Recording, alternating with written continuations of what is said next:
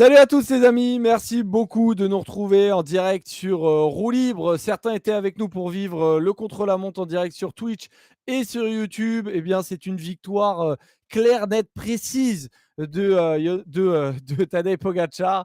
Il a mis une claque tout simplement à tout le monde, à nous, mais aussi à Jonas Vingegaard et à Remco Evenepoel. On va en parler tous ensemble, mon Robin. Comment vas-tu? Ça va très bien, je le redis pour ceux qui n'étaient pas là au début, et je pense que certains vont arriver petit à petit. Voilà, vous étiez devant la télé, c'est bien normal. N'hésitez pas, rejoignez-nous. C'est un débrief rapide parce qu'il est déjà 19h40 et moi j'ai des trucs à faire après Joseph, mais on est là. Exactement, on est là, mais on va pas se mentir. De toute façon, Robin, il n'y a pas non plus 15 000 trucs à dire. Étant donné qu'il y a un homme qui a décidé finalement de faire le chrono comme si c'était un duel avec le couteau entre les dents, c'est Tadej Pogacar. Quand on regarde le classement final de ce contre-la-montre final du côté de Nice, avec des très belles images en drone, etc. Mais voilà, lui, il n'était pas là pour regarder le paysage, en tout cas au début.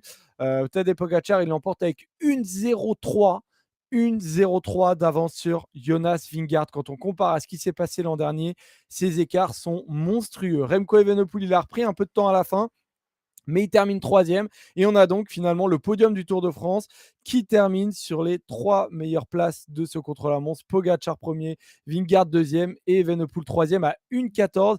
Il finit à seulement 11 secondes de Jonas Vingegaard. C'est un chrono qui finalement est un beau chrono de la part de Remco Evenepoel. Matteo Jorgensen qui prend la quatrième place à 2,08. On se posait la question de ce qu'allait faire Matteo Jorgensen. Romain, tu avais évoqué son nom pour potentiellement terminer sur le podium. Eh bien, il termine quatrième, mais en chutant. Alors, il y a une chute. Maintenant, pas sûr non plus qu'il aurait pu aller chercher Remco Evenepoel parce que il a 54 secondes de Ouais, retard sur Remco il y avait un peu Evenepoel à trop, je l'arrivée. pense. Il y avait quand même un peu trop, mais c'était un beau chrono de la part de Matteo Jorgensen. Mais voilà, il est tombé. C'était à prendre en compte par rapport à son résultat final. Joao Almeida, cinquième. Lui aussi, il fait un beau chrono, hein. C'est un bon rouleur, Joao Almeida. Mais on voit que dans ce top 10 final, il y a quasiment que des coureurs qui sont issus du top 10 final du Tour de France. Il y a Derek G qui confirme qu'il est capable de tenir 3 semaines. C'est l'une des grandes surprises de ce Tour de France. Et le premier homme hors top 10 du Tour de France qui se présente, c'est Harold Terrada. Alors là, Robin, on va en parler, mais c'est un des tops. Vraiment, la grosse surprise, c'est peut-être lui. Buitrago qui a été en difficulté hier et un tout petit peu avant-hier, même si apparemment il se serait tenu à un ou deux bidons pour conserver sa place. Il finit quand même pas si mal parce qu'il termine à 2,53. Adam Yates, 10e. Premier français, Lenny Martinez. Mais what? Énorme. Alors là, c'est énorme. Et les autres Français, Quentin Paché 14e, Romain Grégoire 15e, là aussi c'est pas mal. Je redescends un peu, j'ai envie de faire le point, histoire qu'on l'ait Attends, bien tu en vas aller tête. Parce jusqu'au que combienième, Joseph, là? en fait, comme on l'a vécu en live, je veux faire le point pour nous-mêmes, Robin, Ok. histoire qu'on sache exactement où on en est. Et ensuite, comme ça nous permettra tous ensemble de savoir où ils ont tous terminé. Carlos Rodriguez, 17e, 3,52. Il est quand même assez loin. Et après, les autres coureurs qui sont importants à aller chercher, c'est Giulio Ciccone, 4,54. Il a été dans le dur, l'Italien. Et donc, au classement général, voilà ce que ça donne, le classement général final du Tour de France. Jonas Vingegaard qui termine à 6,17 de Tadej Pogacar. Remco Evenepoel est à 9,18. Almeida conserve sa quatrième place. Ça ne change pas pour le top 10. Et par contre, ouais, si, il y a Ciccone Il a perdu une place. qui a perdu une place et qui sort du top 10. Donc ça, Exactement. c'est très dur. Forcément, ils ne vont pas partir en vacances ensemble avec Buitrago parce que eh ben, il lui est passé devant pour rentrer dans le top 10, le petit bonhomme. Donc voilà, plein de trucs à débriefer tous ensemble avec ce classement final du Tour de France. Merci à tous de nous rejoindre en direct sur Roue Libre. Et donc, comme vous le savez, on a un conducteur qui ne change pas. On démarre avec le tour de la étape. Et Robin, qui choisis-tu pour être le Tégrand du jour? Bah, je vais te le voler un peu, je pense, mais je vais prendre Tadej Pogacar qui finit en beauté. Voilà, on le savait favori de ce chrono, je pense. Je le mettais plus favori que Remco Evenepoel, mais je pensais qu'il allait prendre moins de risques que Remco Evenepoel et que donc il y avait une possibilité pour Remco de s'imposer. Bah, finalement, Tadej Pogacar, il l'a fait à bloc et je pense qu'il a même pas pris tant de risques que ça parce que En fait, il connaissait ses routes par cœur. Je disais tout à l'heure, mais il habite à Monaco.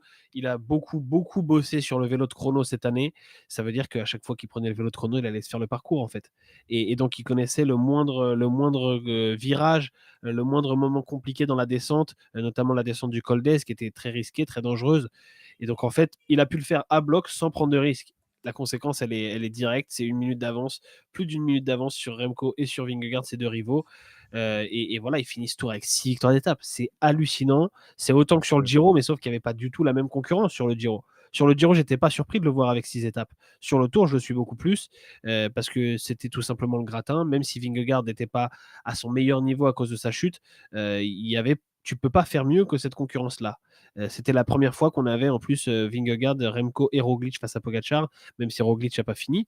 Donc ouais, je suis super impressionné de Pogacar, à la fois par le chrono et par le tour en général. Et voilà, le fait qu'il ait autant dominé cette troisième semaine, j'ai trouvé ça dingue. Non, mais je te rejoins complètement. Bien évidemment que c'est un résultat, monstrueux de la part de Pogacar, 1,03 d'avance. Moi, j'avoue que, avant ce contre-la-montre final, j'imaginais un Pogacar qui puisse un tout petit peu profiter, mais en fait, je me suis vite, rappelé que ce mec-là, c'est un vrai cannibale et en fait, je pense que va falloir lui trouver, son propre surnom à Tadej Pogacar. Mais, finalement, quand je le vois faire des sprints pour n'importe quand, je me suis dit, mais en fait, il a qu'une envie, c'est d'aller la chercher, cette victoire et de boucler la boucle sur la vengeance qu'il doit, je pense, à son goût, à Jonas Vingegaard. C'est vraiment ce que je note en particulier, c'est que pour moi, la grande blessure qu'il a, Tadej Pogacar, c'est très clairement, le ah attendez, j'ai un petit problème. C'est alors, pardon, j'ai un problème sur, Qu'est-ce qui t'arrive? alors je vais le bouger, mais je m'entends en double. Ah, C'est extrêmement gênant, donc je vais le virer. Hop. Non, bah, je te lance là-dessus, Robin. Mais en gros, pour moi, véritablement, il voulait se venger à fond de Jonas Vingegaard et il l'avait démonté sur le chrono de Combloux. Et pour moi, là, il voulait mettre un statement clair, net et précis oui. et lui renvoyer la balle.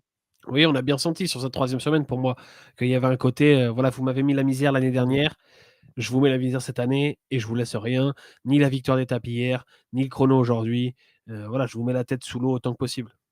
Ouais, non, non, c'est clair que ça m'a vraiment choqué. Bon, je ne sais pas pourquoi, j'ai un son en double, c'est hyper gênant.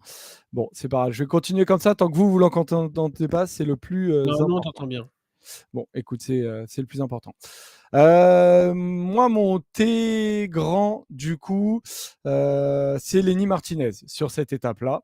Parce que quand je regarde le top 10 final, Pogacar, Vingegaard, Evenepoel, Almeida, Landa, c'est à peu près normal. Ça, c'est le classement général. Mais Pogacar, Vingegaard, Evenepoel, Jorgensen, Almeida, Guy. J'ai pensé à Guy, mais voilà, c'est pas le plus important pour C'est moi. pas une énorme Euh, surprise non plus. non, ouais, c'est pas non plus une énorme surprise, même si tu m'avais dit ça en début de Tour de France, ça m'aurait vraiment étonné. Non, c'est Lenny Martinez.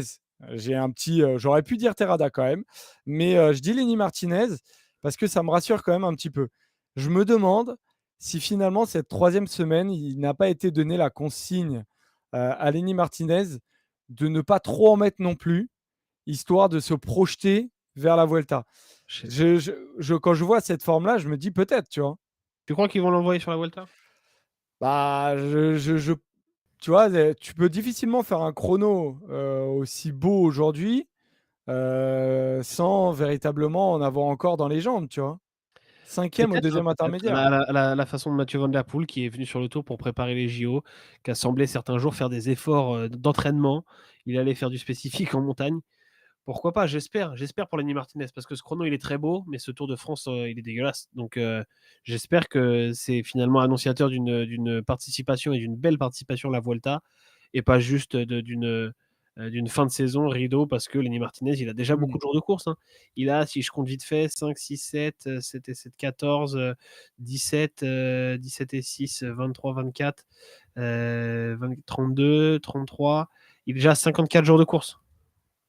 Non, non, ça fait Est-ce que beaucoup, mais tu fais la Vuelta, tu fais juste la je Vuelta, suis hein. content de le voir en tout cas aujourd'hui performer, quoi. Ça, c'est Oui, sûr. oui, bien sûr. Tu fais juste la Vuelta, tu arrives à 75 jours de course. C'est faisable, mais c'est beaucoup. Ah non, ça fait beaucoup. Il y en a d'autres qui ont été quand même pas mal aujourd'hui. L'autre surprise, Robin, c'est Harold Terrada, 8e, Ouais. à 2,50. Alors là, franchement, s'il y en a qui l'avaient vu dans le chat, bravo. Je pense que s'il y en a qui l'ont mis dans le JDE, ça peut faire des points parce que personne d'autre ne l'aura mis. Mais le Colombien d'Astana, Joli, là, hein. j'avoue qu'il m'a étonné, moi.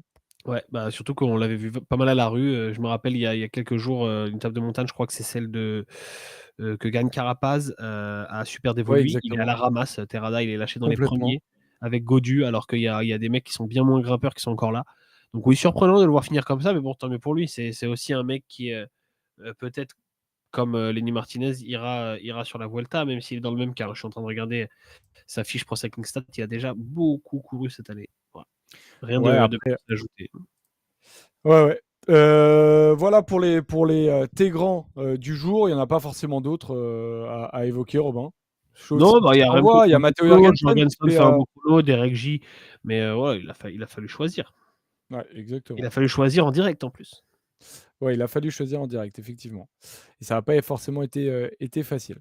Euh, les T petits. Alors, il y en a un qui véritablement perd quand même pas mal aujourd'hui. C'est Giulio Ciccone, Robin, qui se fait éjecter du top 10.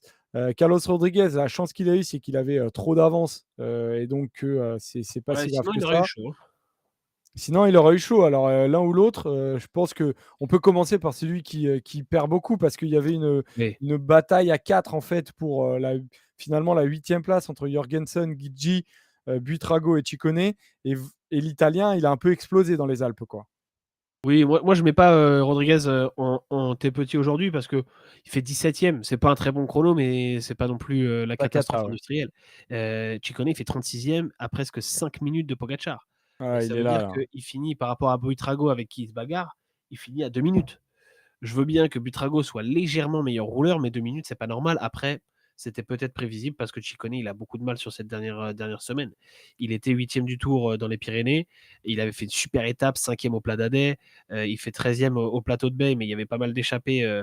Il y avait quelques échappées intercalées. Et déjà, ça a commencé à sentir moins bon au plateau de Bay. Mais ouais, la dernière semaine, elle a été dure. Et surtout, les deux étapes de vendredi-samedi, il perd 2 places à Isola 2000 en faisant une étape où il est largué, voilà, et il a de nouveau du mal à la couillole. Il s'en sort correctement. Il va finir, même il va reprendre un poil de temps, quelques secondes à Buitrago, qui lui aussi a eu du mal.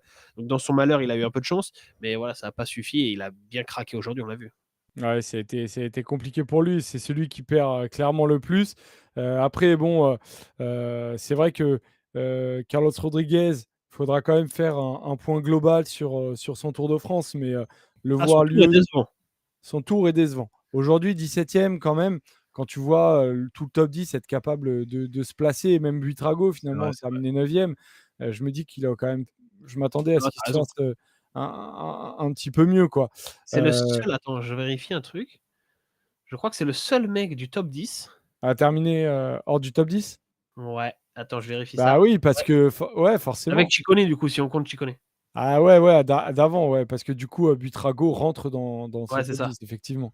Voilà, mais du top, Ah ouais, ouais, du c'est top pour 10 ça. final, il y a que Rodriguez qui finit au-delà de la 10e place.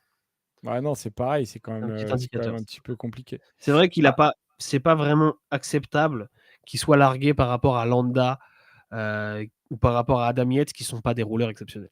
ouais, non, non, clairement. Après, en T petit, Robin, euh, il faut forcément se dire que, enfin, forcément, je sais pas, mais moi, je suis un peu frustré quand même par ce contre-la-montre final. C'était un vrai pari de la part d'ASO et je leur en veux pas parce que il fallait le tenter, j'ai envie de dire, de se dire bon, ça donne quand même des très belles images et tout. Est-ce que vous avez dans l'idée apprécié ce contre-la-montre? Voilà, j'entendais, je lisais aussi certains qui disaient que ça aurait été peut-être mieux un bon sprint. Voilà, Ils pouvaient pas anticiper, ils pouvaient pas anticiper qu'il y aurait plus de suspense. non, c'est pour ça, ils ne pouvaient pas anticiper. Mais tu vois, je suis quand même, frustré parce qu'on a il s'est rien passé quoi, en fait, tu vois? Oui, Et oui, je suis d'accord, mais c'est un vrai truc que tu peux avoir sur les dernières étapes. C'est d'ailleurs souvent le cas, bah, avant d'arriver à Paris, Paris ne sert à rien, enfin, tu vois? Et oui, oui, c'est oui. c'est Bah, il y a après Paris, tu as au moins un sprint prestigieux. Moi, je suis d'accord avec toi, de manière générale, je suis pas fan des chronos en fin de tour, que ce soit le dernier jour, c'est rare, mais même que ce soit la veille, l'avant-veille, voilà, je généralement, j'aime pas trop. Après, là, cette année, le fait de pas arriver à Paris, c'était quand même, une grande perche tendue pour, tenter quelque chose de qu'on ne fait pas, voilà, qu'on fait rarement. La dernière fois, c'était en 89. Et je trouve ça bien d'avoir tenté le chrono, voilà. Si on commence à mettre un chrono, à chaque fois ou 1 an sur 2 en fin de tour, ça va m'énerver. Mais là, pour une fois, évidemment, il y a pas eu le suspense qu'on aurait aimé avoir, la dramaturgie de la dernière fois qu'on avait eu ça où c'était, Fignon Lemon, pour 8 secondes. Mais, en même temps, si on l'avait à chaque fois, on s'en lasserait aussi. Donc, ouais, j'en veux pas sur ce coup-là aux organisateurs. Non, voilà, je leur en veux pas, mais je suis au final un peu déçu de ce qu'on a eu. Bon voilà, au moins, quand tu as un sprint, tu sûr qu'il se passe quelque chose. C'est un peu le délire, mais je peux pas en vouloir à Evenepoel, ça à ASO pardon, je lisais un truc sur Evenepoel. Ça c'est clair. Bien meilleur sur les champs, que les champs où on s'ennuie ferme. Obi-Wan, tu pas le sprint. D'accord, OK, Ah, bah, ça je se comprends. défend. Moi, j'aime bien les champs, mais je comprends que certains en aient marre. Ouais, voilà, on pouvait tenter, autre chose. En tout cas, on a dit que c'était bien de tenter autre chose. Je vais pas leur trop les critiquer, mais et d'ailleurs, c'est pas eux que je critique, c'est plus la finalité du truc où on a eu une fin de Tour de France un peu bizarre, d'un Tour de France qui, à la base, était quand même sympa. Donc voilà pour, le tour de la étape. Il y a pas d'autres trucs à ajouter, Robin. On Non, je peut pense pas. partir sur notre tout mini débat, hein. C'est vraiment un tout mini débat, je posais la question. C'est en gros, vous dans le chat, est-ce que vous avez envie de voir Pogacar faire la Vuelta? Alors on va faire un petit point sur les dates, quand même, parce que, là aussi ça peut être un petit peu compliqué, quand même pour Pogacar. Le 3 août, il va faire les Jeux olympiques. La la la Vuelta, elle C'est commence le quand 18 août. exactement? C'est le 18 août, donc en gros, il y a 15 jours 17 potentiellement août, pour s'en 17 août, remettre. pardon. Hein? 17 août, pardon. C'est le 17 août, donc ouais, bon, ça change pas grand-chose, c'est 15 jours. Moi, j'avoue que quand je vois un mec qui réussit double et tour Vuelta, je me dis: «Pourquoi ne pas le tenter?» Moi, je Tu pense que c'est vois? pas faisable. Alors dans l'idée, c'est pas faisable, mais pour moi, ce qu'il a fait là, c'est pas faisable. Pour moi, Gagner 6 étapes du Tour de France, oui, un oui. doublé, Giro Tour, c'est pas faisable. Enfin, je suis pas sûr que évidemment, c'est avec des si, mais voilà, si avec le Vingegaard, sans problème de préparation, c'est pas la même histoire, hein. Alors, tu vois, dans le chat, ils disent, c'est la chance d'une vie. Moi, je suis assez d'accord. Et alors Mathilde, et tu évoques quelque chose de très important en fait. C'est non, politiquement parlant, le peloton, ce n'est pas l'idéal. Plus les JO, pour moi, ce n'est pas l'année pour le tenter. Peut-être peut-être que parce qu'il y a les JO, tu as raison. Peut-être qu'un jour, il le fera, mais ton premier argument est peut-être le plus important. C'est Oui, politiquement. Est-ce que qu'il le fasse, c'est pas le meilleur moyen de se faire détester pour toujours, en fait? c'est vrai. Bah, en fait, c'est un vrai débat parce qu'il y en a qui disent, Dr Kev l'a dit, même à 50 Pogacar peut remporter la Vuelta. Je pense pas quand même, parce qu'on va peut-être avoir un Vingegaard, en meilleure forme, peut-être un Roglic sur la Vuelta. Et je pense qu'en fait, là, on est dans l'instant, on voit un Pogacar très fort aujourd'hui. Mais c'est très peu probable qu'on ait un Pogacar aussi fort, ne serait-ce que dans une douzaine de jours au JO et encore moins à la Vuelta dans un mois. Franchement, je vois pas comment, en termes d'entraînement et de préparation, ce serait possible. Ce serait Donc très compliqué. Ce voilà, serait je très pense, compliqué et comme tu le dis, effectivement, avec un Vingegaard en plus qui, pour le coup, lui, monterait en puissance. voilà, et je pense que le doublé de Giro Tour était déjà un énorme défi, qu'il a été rendu possible en partie par les galères de Jonas Vingegaard et son énorme chute au Pays Basque. Et que imaginer la Vuelta dans la foulée, pour moi, c'est complètement illusoire. Mais évidemment que le soir du Tour de France, tu te dis: «Et si?» Mais je n'y crois pas une seconde que en fait, je pense que je suis à peu près sûr que s'il allait sur la Vuelta, il se planterait et il craquerait, il serait pas au niveau qu'on est en train de voir Ouais. actuellement. C'est pas possible. Bon là, après, il a une belle fin d'année, hein, il fait, Jeux olympiques. Après, il va aller, du côté du Canada, sur les, Oui, mais ce grands sera prix, que de la course d'un Québec et jour. Montréal et les championnats du monde aussi. Il va y Oui, participer, oui. c'est le 29 septembre. Le Tour de Mais tu Lombardie vois, aussi. le 29 septembre, c'est dans 2 mois, hein. Non, non, mais Il a le temps de prendre des vacances, de retourner en altitude, il a le temps, hein, mmh. Bon vraiment. après par contre, on risque de se faire chier aussi sur la Vuelta vu que Vingegaard est largement au-dessus de tout le monde, hein. C'est vrai. Mais c'est pas dit que Vingegaard y aille encore, je crois, hein. Ah, c'est une bonne question. Ça je Ça va faut peut-être se faut que je décider regarde, là, mais peut-être qu'il est en train de le dire, ah non, à il y aura cause peut-être Roglic aussi. On va peut-être pas totalement se faire oui, chier. après un duel Roglic, Vingegaard, il y a à Ça peut être moitié duel sympa. seulement, hein. Il y a? Il y a à Heu, moitié duel seulement. oui, c'est vrai. Mais s'il est pas là, Roglic, il y a encore moins de duel avec qui que ce soit de toute façon. Ou avec, vu qu'Ayuso de toute façon, il sera même pas là, donc bon. C'est vrai. Enfin bon, et on termine avec nos prédictions, Robin. Ouais, Cette petite heure ensemble, cette, petite heure sympa ensemble qu'on termine. Nos prédictions par rapport au contre-la-montre qu'on a fait hier, je me on n'a rappelle pas plus été du top, tout. top. On n'a pas été top, top. On a dit quoi? Moi, j'avais dit Jorgensen podium, donc c'est Ouais, bien. tu pas mal quand même, Ouais, il mais est pas il est dégueu, hein, le loin du bonhomme. podium. On se doutait bien qu'il allait faire top 5, hein, quand même Bah, en et fait, il ça tenait à ce que l'un des 3 se ne le plante. fasse pas totalement à fond. Voilà. Bon, bah, c'est pas arrivé. Il est quand même à quasiment 1 minute de la 3e place. Alors je veux bien la chute et tout, mais quand même. Et toi, tu avais dit Ben Illy top 5, Joseph, donc Ben Ouais, Illy, alors attends, ça c'est drôle, parce que du coup, on va aller chercher Ben Illy. On va descendre lentement mais sûrement sur ce classement. On est au niveau de la 25e place. je l'ai Il est trouvé. toujours pas là.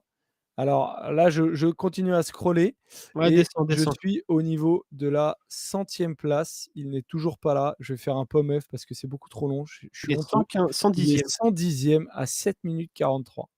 Il y a un nombre de mecs qui ont décidé de pas le faire, ce contre-la-montre, parce qu'en plus d'être en fin de tour et cetera, où tu as potentiellement les 3 qui peuvent largement te battre, il est dangereux, quoi. Ouais. Il était dangereux, donc c'est ça aussi qui a empêché, beaucoup de mecs, pour la suite de leur saison, de prendre totalement des risques. C'est peut-être ça par contre où ASO, pourra modifier un peu peut-être son idée si par hasard on revient sur un contre-la-montre, c'est d'éviter de mettre un truc aussi dangereux, Ouais. parce que ça empêche complètement certains coureurs de le faire à fond. On a bien vu qu'il y en avait plein, qui le faisaient pas à fond parce que c'était trop dangereux, quoi. Je te rejoins là-dessus. Et du coup, il y avait une autre prédiction. Moi, j'avais dit: «Rien ne bougerait dans le top 10». J'ai eu tort Ah, aussi tu pas parce passé loin, que ouais, mais tu pas passé loin aussi, hein. oui, en même temps, il y avait qu'un endroit où c'était un peu chaud, c'était là et ça a bougé donc Tu essaies de te sauver. pas non plus une très bonne prédiction. Ouais, voilà, pas terrible les prédictions d'hier, mais on a eu quelques moments de gloire quand même dans ce tour. J'avais annoncé, Carapaz, sur le podium, hier. J'avais annoncé Carapaz vainqueur le jour où il a gagné, ou j'avais annoncé un IF en tout cas. J'avais Ah, il y en a annoncé eu Remco qui quelques-uns. perd 50 secondes, entre 50 secondes et 1 minute 10 au Plat d'Adet. Voilà, ça a été mes petites prédictions réussies de ce Tour de France. Polo, lui, il en a eu une aussi. Il a eu, Philipsen qui gagne le sprint à Nîmes, voilà.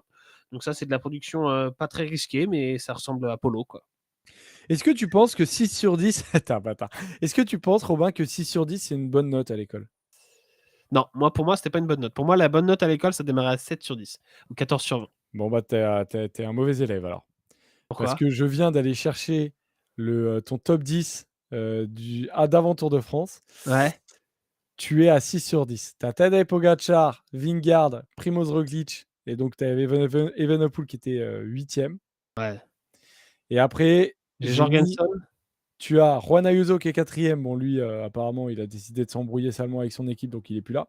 Adam Yates 5e, vraiment pas dégueu. Carlos Rodriguez, Matteo Jorgensen, Remco Evenepoel, Tom Pidcock et Simon Yates. Ouais, Bon ce qui est pas mal, c'est attention, hein, que c'est pas mal non plus, hein. Jorgensen, Rodriguez, Adam Yates, je les ai à peu près mis au bon endroit.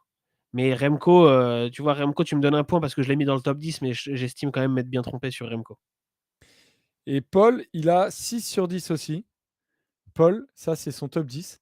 Tadej Pogačar, Jonas Vingegaard, Primoz Roglic. Donc là, on n'a pas de chance. En fait, il faudrait presque noter sur 9 parce que C'est tu les vois, mêmes noms. Oui, mais c'est les mêmes presque noms. les mêmes noms. Non, parce que lui, il avait mis Félix Gall et Egan Bernal. Oui, mais Tu vois? les 6 qu'il a de bons, c'est les mêmes que moi. Ouais, exactement. Et Et alors moi, toi? je crois que j'ai une moins bonne note que vous encore. J'ai regardé où on en est. Je suis pas si dégueu, hein. Tadej Pogačar, Primoz Roglic, Juan Ayuso. Donc moi, en fait, je ne croyais pas du tout en la capacité de Jonas Vingegaard de revenir. Donc ça, c'est quand même pas très bon. Ça vaut presque -1. Ouais. Mais j'ai Pogačar, Vingegaard, Adam Yates, Carlos Rodriguez Jorgensen, Un militaire. Almeida et je me fais niquer par Ciccone quand même. Ah ouais, Parce que tu sinon étais à j'aurais un 7 bon sur chrono 10 de et Ciccone j'aurais eu qui baisait. ouais, sinon j'aurais eu 7 noms et je vous aurais niqué, mais avec un Vingegaard hors podium et ça, c'est pas très, C'est vrai, tu as ton gros raté, c'est Vingegaard, le nôtre avec Paul, c'est Evenepoel. ouais, effectivement. Mais tu Même si vois, tu peux tu toi moi aussi tu j'avais peux même pas mis focus sur Evenepoel. Evenepoel, hein. Ouais, mais toi tu peux dire que tu le voyais abandonner, par exemple, voilà. Non, c'est pas vrai, j'y croyais pas à Evenepoel. Tu pensais qu'il finirait, mais qu'il finirait hors top 10? Ouais, ouais, franchement, quand je l'ai vu, sur le critérium du Dauphiné, ne pas être maître, sur le critérium du Dauphiné, je me dis: «Putain, ça va quand même être compliqué sur le Tour avec Pogačar et tout» et qu'il explosera à un moment, en fait et que, OK. et sur 3 semaines, ça va être compliqué. Bah, je suis content de voir que Remco Evenepoel, moi, il m'a clairement prouvé. Comment tu peux voir Ciccone dans le top 10, Joseph Ciccone, quoi? Mais Ciccone, les gars, Il c'est, avait fait un super gros Dauphiné. ah ouais, ouais, mais Ciccone, c'est un coureur qui, part toujours dans une échappée, qui est toujours le meilleur des échappées, maillot à pois et tout et en fait, bah, c'est des coureurs qui peuvent faire top 10. En fait, Là, il l'a pas c'est fait du tout dur comme ce ça, hein. non, il a pas fait comme ça, effectivement, mais du coup, quand tu vois qu'il est en capacité de en fait, il y a toujours des noms entre 6 et 10 sur le Tour de France de mecs qui font des top 10. Tu te dis: mais comment c'est possible, quoi?» Ouais. heu, je reviens très rapidement sur le top 10 de l'an dernier, je m'en rappelle plus exactement, mais tu vois, tu as toujours des mecs complètement inattendus. Ça, c'est le top 10 de l'an dernier que j'affiche, mais tu vois, Pello Bilbao, c'est pas pour moi un meilleur coureur que Giulio Ciccone. Les 2 se valent à peu près, quoi. Et après, bah, Félix Gall, c'est pareil. Guillaume Martin, s'il fait top 10, j'estime que Giulio Ciccone, il peut faire top 10. Après, c'est des paris, hein, quand on fait les top 10 en début de tour, de toute façon, Oui, c'est c'est dur. complètement inattendu ce qui peut se passer. Donc bon. Ouais. Donc voilà, on vous tient au courant les amis la date du débrief roue libre. On va voir quand est-ce qu'on se retrouve. Pour être tout à fait transparent, en fait, le débrief Winamax qu'on va faire, je serai avec Robin et je serai avec Thibaut. Paul, il ne sera pas encore rentré. On va le faire demain et c'est décalé à 16 h. Donc on sera à 16 h. Donc vu qu'on sera à 16 h à Winamax et qu'on sera en rappel en studio, donc en direct sur Twitch, sur YouTube et sur Winamax TV, eh ben, on va pas pouvoir être présent à 19 h ici. Donc, on va faire le point avec Paul, qui est en train de bien faire la fête pour le mariage. Et on verra quand est-ce qu'on se retrouve. On verra si c'est mardi et on vous tient au courant sur tous nos Ouais. réseaux. Ça Parce qu'il risque y a d'être plein de trucs mardi. à évoquer. Ça risque d'être mardi. Et demain, ça va être très très sympa. On a fait le début du conducteur avec Robin sur Wina. Je peux vous dire qu'on a beaucoup à évoquer. Voilà, nos déceptions, nos tops, nos flops sur l'ensemble du tour. Historiquement aussi, Pogacar, comment on place ça. Et c'est assez, ça va être assez sympa. Et Ouais, donc, très cool. on va évoquer en long, en large et en travers. Et on reviendra aussi sur les prédictions qu'on avait fait en début de tour. Voilà, donc on va assumer, on va regarder qui a été bon et qui n'a pas été bon. Voilà. Ouais. En tout cas, on vous remercie bien évidemment d'avoir été ensemble avec nous ce soir. Ça a été particulier. Ce soir, on a vécu la fin du contre-la-montre ensemble et on s'est régalé sur un petit débrief comme ça à chaud. C'est un bon exercice en tout cas, mon repas. Ouais, et Sans puis on plus pourra tard. dire qu'on a vu la fin de tour ensemble. Exactement, exactement. Et on va continuer à parler du Tour de France demain à 16 h sur Winamax, les amis. Merci à tous d'avoir été avec nous. On vous fait des gros bisous et on vous retrouve très, très vite pour parler vélo. Ciao, Ciao. ciao.